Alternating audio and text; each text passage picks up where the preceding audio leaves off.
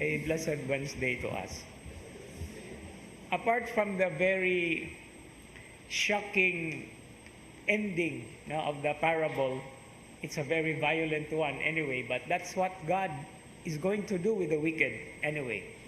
But what is so interesting here, apart from that, is the command or the instruction to the servants, by the owner, by the landlord, to engage in trade of the talents or of the money that he gave.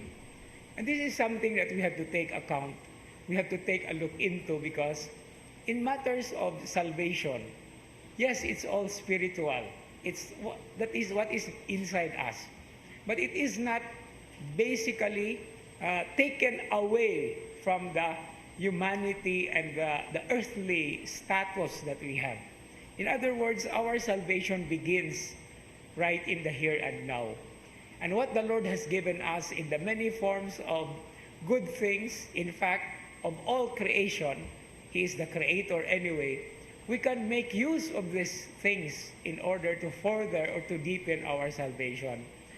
I always remember, because this is part of my seminary formation of the Ignatian spirituality. Doing the 30-day retreat, the first few weeks or the first few days there always has something to do with a foundational principle. Meaning to say, acknowledging what God has done in the many works of His hands. And it is through this that we can start actually moving and actually enjoying and making use of the good things that He has given us. And so despite the secular dimension of the trading, kay wala ba maingon ganit ang trade, you know the works, right? So it's not all the time what we're talking about. There are always like under the table dealings, but it is in the way that we deal things like this. Atong pahimudsan ang kaayo sa Ginoo through the many works and designs that He has done, precisely because everything anyway belongs to Him.